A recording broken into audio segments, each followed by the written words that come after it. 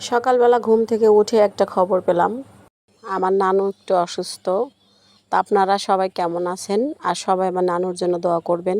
এই জন্য আজকে আমার মনটা একটু খারাপ। তো উঠে দেখি একটু রোদ উঠাইছে, এই জন্য একটু খালি পায়ে হইলাম। খালি পায়ে হাঁটা মাটির মধ্যে ভালো, অনেক দিন পর খালি পায়ে হাঁটতেছি। তো যাচ্ছি প্রথমে আম বাগানে, সেখান থেকে আম পারবো, তারপরে যাব আমাদের জমিতে, সেখানে কি লাগাইছে সেখান থেকে সবজি উঠাবো আর সেগুলো রান্না করব, আপনাদের সাথে শেয়ার করব। আসসালামু আলাইকুম। আজকে চলে আসলাম আপনাদের জন্য নতুন ভিডিও নিয়ে। আসলাম অনেক দিন পর বাপের বাড়িতে। তো আমাদের বাড়ির পাশে আমাদের জমি আছে, তো এখানে টাটকা টাটকা সবজি লাগাইছে, ঢেঁড়স, আলু, বেগুন এগুলো লাগাইছে। তো ঘুম থেকে উঠার আগে ভোরবেলা আমার ছোটো বোন ডাক দিতেছে, আপা উঠো উঠো, গাছে আম পাকছে, তুমি আম পারবা। তো চলে গেলাম আম বাগানে, যা দেখি গাছে আম দুলতেছে। তো আম সবগুলো পাকে নাই, কয়েকটা আম পাকছে। তো লাঠি দিয়ে খোঁচা দিচ্ছি, বাড়ি মারতেছি, আম পড়তেছে না। তো চেষ্টা করতেছি, হালকা হালকা রোদ উঠাইছে চারিদিকে একটু। তো একটা আম পড়ছে, একটা আম খুঁড়তে গিয়ে দেখলাম আর একটা আম পড়ছে, তো ভাগ্য ভালো। তো তারপরে হাঁটতে হাঁটতে চলে গেলাম আমাদের ঢ্যাঁড়স খেতে। যারা শহরে থাকে তারা তো ঢ্যাঁড়স গাছ তো দূরের কথা, ঢ্যাঁড়স লাগায় কোথায় জমি সেটাও অনেকে দেখে নাই। তো দেখতেছি ঢ্যাঁড়সগুলো দুলতেছে।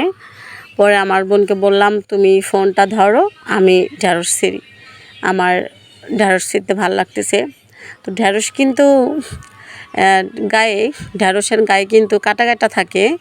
তো দেখে দেখে জালি জালি যে ছোট ছোট ঢ্যাঁড়সগুলো যেগুলো বাড়তে হয় নাই, তো ওগুলো আমি ছিঁড়ে নিচ্ছি। ঢ্যাঁড়সের ফুলগুলো কিন্তু বাহ, খুব সুন্দর। আর দেখুন একটা জমক ঢ্যাঁড়স ছিঁড়ছি আমি।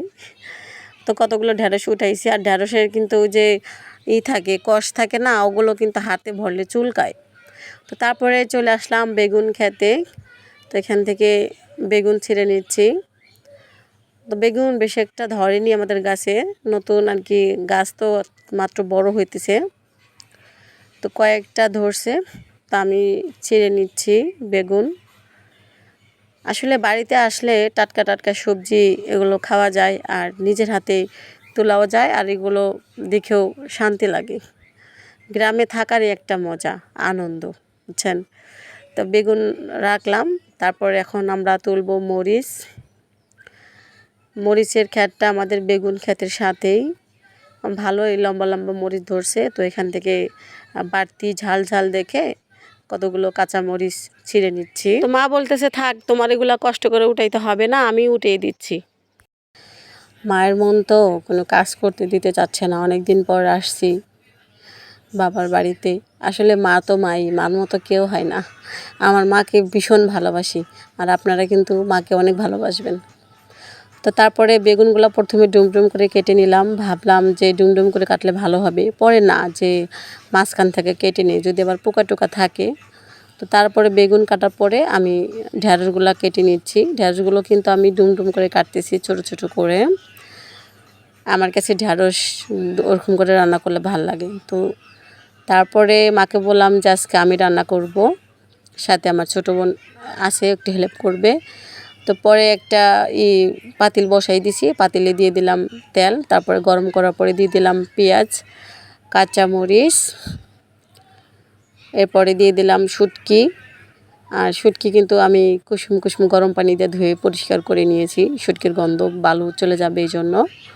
তো সবগুলো দেওয়ার পরে আর আমি সাথে একটা ছোট রসুন কুচি কিন্তু দিয়ে দিছি। তো এখন আমি এগুলো ভেজে নিব।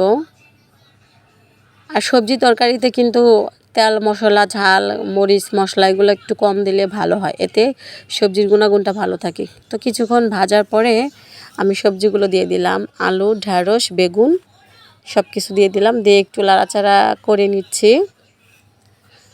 এরপরে দিয়ে দিলাম স্বাদ মতো লবণ, দিয়ে দিলাম 1 চামচ হলুদের গুঁড়া, দিয়ে একটু নেড়ে চেড়ে নিচ্ছি। মাটির চুলায় কিন্তু রান্না করতেছি। এরপরে দিয়ে দিলাম 1 চামচ ধনিয়া গুঁড়া। এখন দিয়ে দিলাম অল্প করে জিরার গুঁড়া, বেশি না, অল্প করে, সামান্য। জিরা গুঁড়া দিয়ে দিলাম। আর এখন অল্প একটু দিয়ে দিলাম সবজির মশলা, একটু টেস্ট হবে, সামান্য একটু দিয়ে দিছি। এটা আপনারা না দিতেও পারেন, ঘরে ছিল তাই দিলাম, এটা না দিলেও চলবে।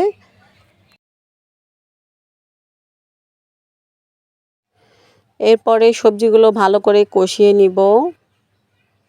আমার ভাইয়া বলল কি, আপু তুমি তো অনেক দিন পরে আসছো, তোমার হাতে তরকারি খাই না। তো এই জন্য আমি আর একটু যত্ন করে বানাচ্ছি ওর জন্য। অনেক দিন ধরে আমার হাতে তরকারি খায় না, তো আসলে দূরে থাকি, কি করব বলেন। মন তো চায় যে ভাই বোনকে কিছু খাওয়াই রান্না করে। তো কষিয়ে আমি এখন দিয়ে দিলাম একটু পানি দিয়ে একটু নেড়ে চেড়ে দিব। আমার আম্মু অবশ্যই রান্না করতেছে গরুর মাংস, তা সেটা আমি ভিডিও করলাম না, না করে আমি সবজিটা ভিডিও করলাম, কারণ সবজি হলো আমার সব থেকে প্রিয় জিনিস। তো এখন আমি এটা ঢেকে দিব। তো আমি একটা ঢাকনা দিয়ে ঢেকে দিলাম, দিয়ে কিছুক্ষণ জাল দিলাম। জাল দেওয়ার পরে ঢাকনাটা সরিয়ে দিলাম। তারপরে দেখুন আমার কিন্তু ভেন্ডি অল্প অল্প সিদ্ধ হয়ে গেছে। তা আমি আস্তে আস্তে কষিয়ে নিব। আর গরম ভাপ উঠতেছে, আস্তে আস্তে আমি কষিয়ে নিচ্ছি। আর দেখুন আলু হাফ সিদ্ধ হয়ে গেছে। আম্মু বলতেছে যে তোমার রান্না করতে হবে না, এতদিন পর আসছো বাবার বাড়িতে, তুমি রান্না করে তোমার খাইতে হবে কেন। দেখুন মা তো চায় সন্তানের ভালো, তাই না, সব মায়েরাই চায়। তো আমি একটু ঝোল ঝোল করব, এই জন্য আমি আর একটু শুকিয়ে নিলাম। শুকিয়ে নিয়ে এখন আমি এখানে সিদ্ধ করার জন্য, ঝোলের জন্য পানি দিয়ে দিব। তা আমি অল্প করে পানি দিয়ে দিলাম, কারণ সবজি কিন্তু আমার এমনি অলরেডি সিদ্ধ হয়ে গেছে। তো আমি আরেকটু পানি দিয়ে দিব ঝোলটার জন্য, আর যাতে আলুটা আরেকটু ভালো করে সিদ্ধ হয়। তো আস্তে ধীরে আমি আরেকটু নাড়াচাড়া দিয়ে নিলাম, সাইড থেকে ভালো করে নাড়াচাড়া দিয়ে এখন আমি ঢেকে দিব। তো কিছুক্ষণ জাল দিলাম, জাল দেওয়ার পরে আমি ঢাকনাটা সরিয়ে ফেললাম। আর দেখুন আমার সবজি রান্না কিন্তু হয়ে গেছে। তো গ্রাম দেশের যে সবজি তরকারি রান্না করা যদি আপনাদের ভালো লাগে, অবশ্যই লাইক করে শেয়ার করে পাশে থাকবেন। এইভাবে একবার বাসায় রান্না করে খেয়ে দেখবেন, গ্রামের মতো অনেক ভালো লাগবে, মনে হবে যে মায়ের হাতে খাচ্ছি। ঠিক আছে, আর আমার চ্যানেলটা সাবস্ক্রাইব করতে কিন্তু ভুলবেন না। ভালো থাকবেন, সুস্থ থাকবেন। আল্লাহ হাফেজ।